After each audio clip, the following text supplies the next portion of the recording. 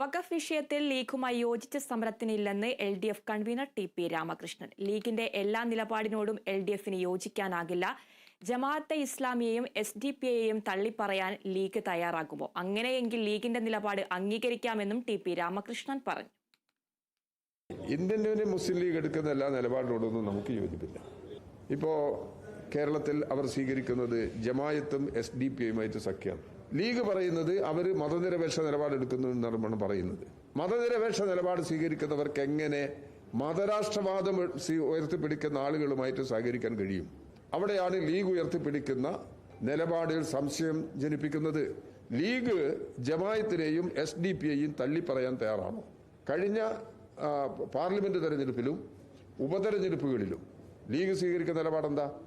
ജമായത്തിനെയും SDPയെയും ലീഗിന്റെ പക്ഷത്ത് കൊണ്ടുവരാൻ, UDFന്റെ പക്ഷത്ത് കൊണ്ടുവരാനാണ്. അത് ശരിയല്ല എന്ന നിലപാട് ലീഗ് പറയുമോ? ലീഗ് ഉയർത്തിപ്പിടിക്കുന്നുണ്ടോ? എങ്കിൽ ലീഗിന്റെ നിലപാടിൽ മാറ്റം വന്നു എന്നുള്ളത് നമുക്ക് പറയാൻ സാധിക്കാം.